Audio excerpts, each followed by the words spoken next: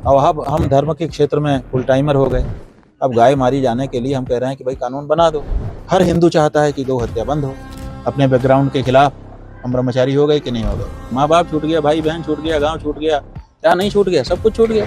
तो पेशवाओं के संरक्षण में वो साधु संत कुंभ क्षेत्र में आए तो उसको पेशवाई कहा गया। आप शाह हो जी, आप शाही स्नान करो, राजाओं की तरह चलो, रथ पे सवार होकर के चलो, हम देखते हैं कौन रोकता है आप। तुम्हारी माँ गंगा को बांध रहे हैं, छिन्न भिन्न कर रहे हैं, उसमें नाले पनाले मिला रहे हैं। हमने कहा जो लोग हिंदू राष्ट्र की बात कर रहे हैं उन्होंने कोई प्रारूप अभी तक सामने नहीं रखा है। क्या मान लीजिए कि मेरे जैसा पत्रकार अगर आपको अपने विवाह में आमंत्रित करता है तो आपके चरण कमल वहां पर उपस्थित होंगे? पहले तो माइंड योर लैंग्वेज। अमीर के विवाह में जब हम गए तो वहां पर हमको 1000 कैमरे दिखाई दिए और 1000 गरीब के विवाह में गए, एक भी कैमरा तुम्हारा नहीं दिखाई। कि आपका ये जो मीडिया है ये हाई प्रोफाइल मामले ही कवर करता है। अरे राम, ये करीब बिटिया पे अत्याचार होगा। हमारे धर्म का जो दरवाजा है वो सत्य से खुलता है। कई मिलावट वाले भी ग्रंथ ज्ञान गंगा जैसे बहुत बटने लग गए हैं, जिसमें नाम है ज्ञान गंगा, फ्री में मिल रहा है, चौराहे चौराहे मिल रहा है, लेकिन उसमें गड़बड़ बातें लिखी गई। और सच्चा धर्म जिसके जीवन में आ जाता है ना, उसको इतना आनंद मिलता है जितना संसार के किसी भोग में है। महाराज जी, सर्वप्रथम तो स्वागत है आपका तीर्थराज प्रयाग की धरती पर। तो और मेरा पहला प्रश्न भी वहीं से आता है कि आपका अब तक का महाकुंभ का और तीर्थराज प्रयाग का अनुभव कैसा रहा? बहुत अच्छा। यहाँ पर अध्यात्म की तरंगें बहुत ही प्रवाह के साथ प्रवाहित हो रही हैं और जो उनका अनुभव कर सकता है उसके लिए तो इस समय आनंद ही आनंद है। तो हमको भी खूब आनंद आ रहा है। महाराज जी, एक आपके बयान अक्सर सुर्खियों में रहते हैं, चर्चा के विमर्श के दायरे में रहते हैं, और एक वर्ष है 1994। उस दौर में संभवतः आप छात्र राजनीति में बेहद सक्रिय रहे। तो क्या ऐसा कहा जा सकता है कि जो राजनीति के प्रति आपकी जागरूकता है, सक्रियता है, वो वहीं उसकी जो शुरुआत हुई वो उसी 94 के आसपास से ही हुई? नहीं, ऐसा है कि छात्र अवस्था में बहुत सारी चीज़ें सीखने होती हैं। उसी में से नेतृत्व के गुणों का संवर्धन करने के लिए छात्रों को राजनीति में प्रशिक्षण दिया जाता है। उससे अपने देश की राजनीति के बारे में भी समझ होती है और किसी भी प्रश्न पर पूरे समूह का नेतृत्व कैसे किया जाए इसके बारे में एक प्रशिक्षण भी होता है। तो वो तो एक प्रशिक्षण का शिक्षा का अंग था, उसमें कोई बाधा नहीं थी। वो जब हम पढ़ रहे थे तो वो भी हुआ। लेकिन हमारे आज के संदर्भ में अगर आप हमसे पूछ रहे हैं तो आज का संदर्भ ये है कि धर्म के क्षेत्र में राजनीति घुस गई है। धर्म के क्षेत्र में बिना राजनीति के कोई काम ही नहीं कर सकते आप। हालत ये हो गई है, हर धार्मिक मामले में राजनीतिक आ जाते हैं। और अब हम धर्म के क्षेत्र में फुल टाइमर हो गए, दिन रात के लिए समर्पित हो गए। अब हम धर्म पालन करना चाहते हैं और राजनीति आकर के ठोकर मारने लगती है। तो इसीलिए राजनीति में भी कभी कभी कोई बात हमारी जब प्रश्न आता है तो बोल देते हैं। राजनीति हमारा लक्ष्य नहीं है, लेकिन राजनीति धर्म के क्षेत्र में इतना अधिक प्रवेश करने के लिए तत्पर है कि हर धर्म का वाला राजनीति से कहीं ना कहीं प्रताड़ित है, कहीं ना कहीं प्रभावित है। तो हमारी परिस्थिति ऐसी हो गई है कि हमको बोलना पड़ रहा है। जैसे अब हमारी गाय मारी जा रही है, अब गाय मारी जाने के लिए हम कह रहे हैं कि भाई कानून बना दो। ये कहते हैं कि बहुसंख्यक जो लोग होंगे उनकी बात मानी जाएगी, बहुमत की सरकारें होंगी, बहुमत जो चाहेगा वही होगा। अब बहुमत चाहता है कि गाय की हत्या बंद हो जाए? नहीं चाहता है। भारत में हिंदू बहुमत में है, बहुत संख्या है। हर हिंदू चाहता है कि गौ हत्या बंद हो। अब आप कहते हो कि बहुमत जो कहेगा उसी की सरकार है, तो बहुमत की सरकार है तो 78 साल में फिर गाय माता को फिर क्यों मारा जा रहा है? और हम कहते हैं इसको बंद कर दो, तो आप बंद नहीं करते हो। तो बात यह है ना कि राजनीति के कारण गाय मारी जा रही है। क्यों मारी जा रही है? ये है राजनीति का हस्तक्षेप। अब यहाँ कुंभ हो रहा है, अब इसमें भी राजनीति आ गई। तो धर्म का जो कार्यक्रम है पूरी तरह धार्मिक होना चाहिए। धर्म का कार्यक्रम धार्मिक ना होकर के राजनीतिक हो जा रहा है, तो आखिर बोलना तो पड़ेगा ना। तो हमारी मजबूरी है ये। आप ये मत सोचिए कि हमारा तो बैकग्राउंड ऐसा था इसलिए हम तो उसी में जा रहे हैं। देखिए, बैकग्राउंड तो हमारा गृहस्थ का था, ठीक है। हम एक माता पिता के घर में पैदा हुए। वो लोग चाहते थे कि विवाह हो, बच्चे हों, हमारे संतान परंपरा आगे बढ़े। अपने बैकग्राउंड के खिलाफ हम ब्रह्मचारी हो गए कि नहीं हो गए? अपने बैकग्राउंड के खिलाफ हम सन्यासी हो गए कि नहीं हो गए? हमारा बैकग्राउंड तो नहीं था, लेकिन बैकग्राउंड छोड़ दिया ना। तो जब अच्छा हमारा एक अपना घर था, हमारी एक अपनी जमीन थी, हमने उसको छोड़ दिया। यहाँ भी थी, कुछ तो थी ही, परंपरा से पैतृक संपत्ति होती है, वो हर बच्चे की होती है, हमारी भी थी, हमने छोड़ दिया। इसका मतलब है कि जो बैकग्राउंड था वो तो छूट गया। बैकग्राउंड की जो चीजें थी सब छूट गई, माँ बाप छूट गया, भाई बहन छूट गया, गांव छूट गया, क्या नहीं छूट गया, सब कुछ छूट गया। तो केवल राजनीति ही हम पकड़े रहेंगे। अगर ये आप अनुमान लगाते हो कि इनका तो बैकग्राउंड था इसलिए, तो ये उचित नहीं है, क्योंकि हमने सब कुछ छोड़ा तो राजनीति भी वहीं छूट गई। अब जो है हमारा आज का जो स्वरूप है वही हमारा स्वरूप है। इस स्वरूप में चूंकि राजनीति हमको धर्म में बाधा डाल रही है, इसलिए हमारी मजबूरी है कि हम भी राजनीति में अपनी बात कहें ताकि वहां पे प्रभाव पड़े। तो इसलिए आपके प्रश्न के उत्तर में हमने ये इतना सब कह करके ये बताना चाहा कि ये बैकग्राउंड का प्रभाव नहीं है, आज की हमारी परेशानी के कारण ये हमारी बात है। महाराज जी, शाही स्नान जिसे सरकार ने अमृत स्नान कर दिया, और लेकिन जब इसके इतिहास में हम इसकी पड़ताल करते हैं तो बहुत 1500-1000 साल के पूर्व इसका उल्लेख नहीं मिलता। तो तथ्यात्मक दृष्टि से ये जो पूरी शाही स्नान की, अमृत स्नान की प्रक्रिया, ये कितनी सही है? देखिए, सब प्रश्न ये है कि जब ये इन्होंने बदल दिया, पेशवाई को इन्होंने बदल दिया, शब्द को, शाही स्नान शब्द को बदल दिया, तो पेशवा लोग हमारे पास आ गए चिट्ठी लेकर कि महाराज जी, शंकराचार्य जी, आप इसमें कुछ करिए, ये हमारे इतिहास को मिटाने की चेष्टा हो रही है। हम पेशवा हैं और हम हिंदू हैं, हम कोई मुसलमान नहीं हैं, हम कोई मुगल नहीं हैं, हम पेशवा थे। जब यहाँ पर साधु संत जब कुंभ में आ रहे थे, उनको जब परेशान किया गया, तो हम अपनी सेना लेकर के आए और हमने साधु संतों को दोनों तरफ से संरक्षण दिया और कहा कि चिंता मत करिए, पेशवा आपके साथ हैं, चलिए। तो पेशवाओं के संरक्षण में वो साधु संत कुंभ क्षेत्र में आए, तो उसको पेशवाई कहा गया। अब हम हिंदुओं के योगदान को भूल करके हटा दे रहे हैं।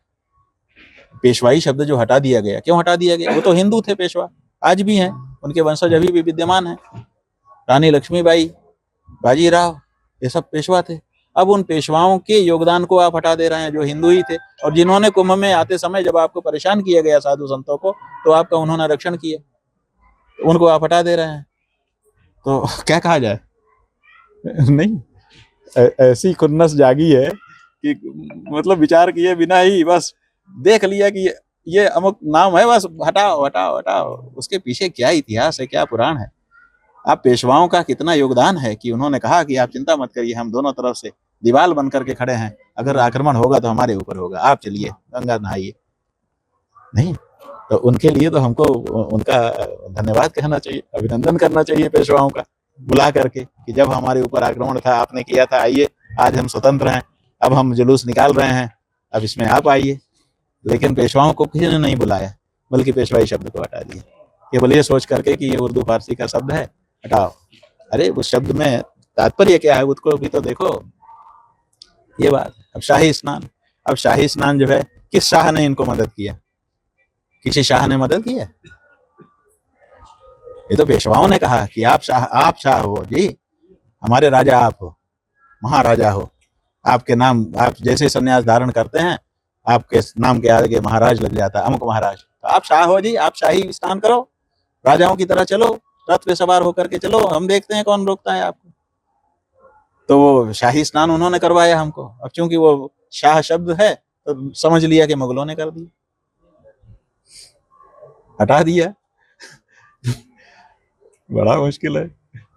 महाराज जी, सामाजिक विमर्श के दो विषय हैं जिन पे आपकी मुखरता हमेशा से रही है, पहला गाय, दूसरा गंगा। और अभी आज भी धर्म संसद में भी आपने कई बार उल्लेख किया कि इन दोनों की सुरक्षा सुनिश्चित करना आपका ध्येय है। तो ऐसे क्या प्रयास होंगे, किन माध्यमों के जरिए ये दोनों की सुरक्षा संभव होगी? बात यह है कि हम लोग तो अपना कार्य कर रहे हैं, जो भी माध्यम मिलेगा, माध्यम बस अधर्म का माध्यम नहीं होना चाहिए, कानून सम्मत, विधि सम्मत, धर्म सम्मत मार्ग को अपनाते हुए लक्ष्य की प्राप्ति के लिए हम लोग आगे बढ़ेंगे। जितने विकल्प होंगे सबको आजमाएंगे। अभी हम लोग मतदाताओं को समझाने सिखाने का विकल्प साथ में लेकर चल रहे हैं। वर्तमान में देवताओं को जगाने का विकल्प हमारा वो प्रतिष्ठा महायज्ञ 324 कुंड का यहाँ पे चल रहा है, आपने देखा होगा। हम देवताओं को मना रहे हैं कि आप लोग आइए, इनके बुद्धि में सवार होकर बुद्धि पलटिए। तो वो एक विकल्प है हमारा, हम वो भी कर रहे हैं। इधर मतदाताओं के दिमाग को हम बदल रहे हैं कि तुम्हारा ही वोट लेकर के तुम्हारी माँ गाय को मार रहे हैं, काट रहे हैं, तुम्हारी माँ गंगा को बांध रहे हैं, छिन्न भिन्न कर रहे हैं, उसमें नाले पर नाले मिला रहे हैं। तुम कब तक इनको वोट देते रहोगे? तुम कम से कम ये बात उठाओ। तुम मीटिंग करते हो कि हमारे नाली नहीं बनी तो हम वोट नहीं देंगे, हमारी सड़क नहीं बनी तो हम वोट नहीं देंगे, हमारे यहाँ कॉलेज नहीं खुला तो हम वोट नहीं देंगे। ऐसे तुम मीटिंग तो शुरू करो कि गौ हत्या बंद नहीं होगी तो हम वोट नहीं देंगे, गंगा बांधी गई तो हम वोट नहीं देंगे। थोड़ा हिंदुओं को ये हम समझा बुझा रहे हैं, तो धीरे धीरे जैसे जैसे हमारी बात समझ में आएगी वैसे वैसे माहौल पलटने लगेगा। शुरू किया है हमने, अपना काम का बात कह रहे हैं और बहुत सारे हिंदुओं को समझ में आ रहा है। हम तो अभी 100-200 सभाएं कर चुके हैं और हर सभा में समझाने के बाद हम कहते हैं कि अब जिसको बात समझ में आई हो, हमारे कहने से नहीं, जिसको बात समझ में आई है वो खड़े होकर के संकल्प लो। तो हमको तो अभी तक एक भी व्यक्ति ऐसा नहीं मिला जिसने कहा हो कि नहीं हमको बात समझ में नहीं आई और हम नहीं संकल्प लेंगे। सबने संकल्प लिया है, लाखों लोग ले चुके हैं अभी तक और ले रहे हैं, तो इसलिए परिणाम आएगा। महाराज जी, बीते दिन मैं पूरी पीठाधीश्वर शंकराचार्य जी के यहाँ था। वहाँ दीक्षा और सभा शुरू होने से पहले वक्तव्य होता है कि हम हिंदू राष्ट्र बनाएंगे।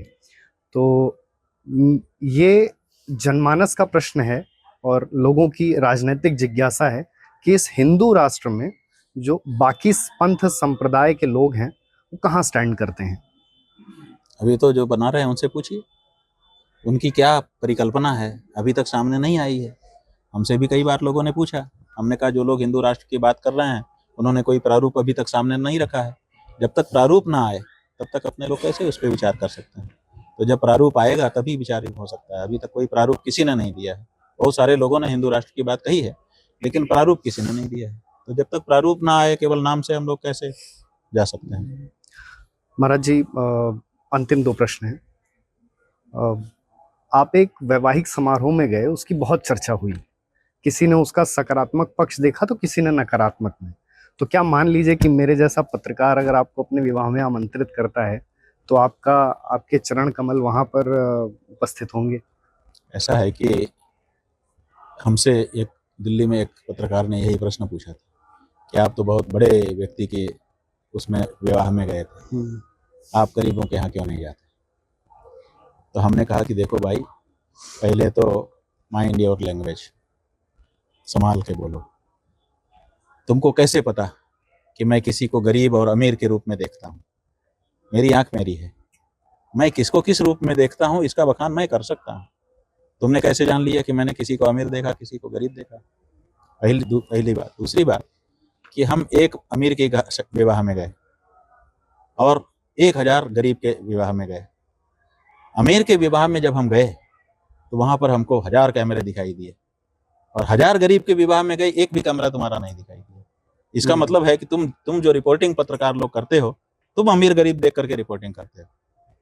तो बोले कि नहीं, हम जब गरीब के घर में जाएं तो हमको बुलाइए, हम आएंगे। हम कहे हमने उस अमीर के विवाह में तुमको बुलाया था, तुम अपने से पहुंचे थे। तो जब तुम अमीर के विवाह में अपने से पहुंच सकते हो तो गरीब के विवाह में बुलाए जाने पर जाने की बात तुम क्यों कर रहे हो? हम क्यों बुलाएंगे? वो तुम उसको भी कवर करो। लेकिन समस्या यही है कि आपका ये जो मीडिया है ये हाई प्रोफाइल मामले ही कवर करता है। अगर आप हाई प्रोफाइल पत्रकार होगे तब हम आपके यहाँ जाएंगे तो कवर होगा, नहीं तो कवर नहीं होगा, ये जान लो। तो इसलिए आपके यहाँ हम आएंगे कि नहीं वो तो आपकी श्रद्धा भक्ति और हमारे ऊपर निर्भर करता है। आप अगर श्रद्धा से बुलाओगे, कैमरे के लिए नहीं, तो हम विचार करेंगे। लेकिन हम आपके यहाँ जब जाएंगे आपके श्रद्धा भक्ति से प्यार से बुलाने पर, तो कोई कैमरा उसको प्रश्न नहीं बनाएगा। बंधु, ये आप अभी से जान लो, ये हाई प्रोफाइल को पकड़ता है।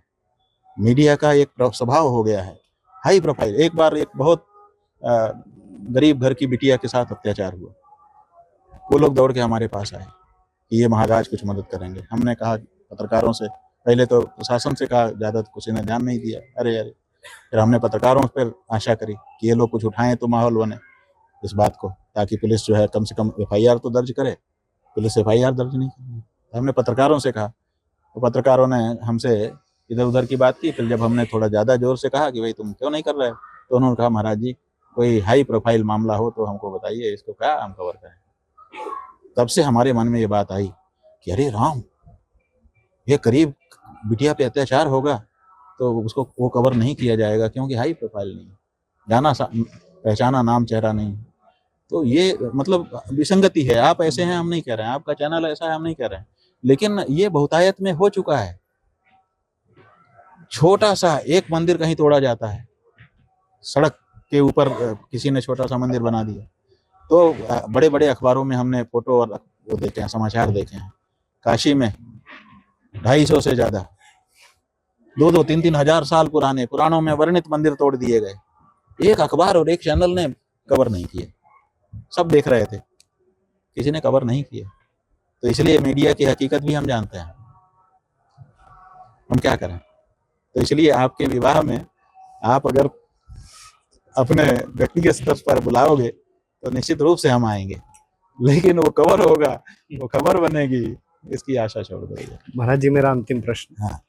क्या है कि देश का एक बड़ा युवा वर्ग है, आपको सुनता है, अनुसरण करता है, लेकिन क्या है कि वो ये नहीं समझता कि जो धर्म का मार्ग है उसकी शुरुआत कहाँ से की जाए, उसके अनुसरण का आरंभ कहाँ से किया जाए। तो मैं चाहूंगा कि आप हमारे चैनल के माध्यम से उन युवाओं को जो धर्म के प्रति रुचिकर तो हैं किंतु जागरूकता उनकी सीमित है, उसमें मैं अपने को भी गिनता हूं, तो उनके लिए कोई ऐसा संदेश कि वो कहाँ से आरंभ करें अपनी धर्म यात्रा। आरंभ करने का तरीका ये है कि सत्य से आरंभ होता है। हमारे धर्म का जो दरवाजा है वो सत्य से खुलता है। सत्य का मतलब सच्चाई से। तो सबसे पहले तो जीवन में सच्चाई को लाना पड़ेगा। अब उस कैसे आएगी, कैसे जानेंगे कि सच्चाई है कि नहीं, तो सबसे पहले किसी सच्चे गुरु को खोजना चाहिए, जो सच्चा हो, नाम का गुरु ना हो, काम का भी, उसका साथ किया जाए, अथवा किसी सदग्रंथ का पठन किया जाए, क्योंकि वो तो सच्चा है। उसमें तो मिलावट, कई मिलावट वाले भी ग्रंथ ज्ञान गंगा जैसे बहुत बटने लग गए हैं, जिसमें नाम है ज्ञान गंगा, फ्री में मिल रहा है, चौराहे चौराहे मिल रहा है, लेकिन उसमें गड़बड़ बातें लिखी गई। तो यथार्थ नाम रख करके कई ग्रंथ चल पड़े हैं, लेकिन वो यथार्थ नहीं है। तो इसलिए एक सही गुरु या सही ग्रंथ कोई पकड़ लो और फिर उसको बार बार उसका साथ करो। ग्रंथ को पकड़ लिया तो ग्रंथ को बार बार पढ़ो। बार बार पढ़ने से अर्थ लगता है, 1-2 बार में अर्थ नहीं लगता। और गुरु का भी सानिध्य करो, सच्चे गुरु का, तो धीरे धीरे धीरे धीरे बिना ज़्यादा प्रयास के आपके जीवन में सच्चा धर्म सम्मिलित हो जाएगा। और सच्चा धर्म जिसके जीवन में आ जाता है ना, उसको इतना आनंद मिलता है जितना संसार के किसी भोग में नहीं। ये बात सच है, अनुभव से कह रहे हैं। इसलिए जो आपके वो लोग हैं जिनके लिए आप पूछ रहे हैं, उनको ये बात बताइए कि आप सच्चाई का साथ करें।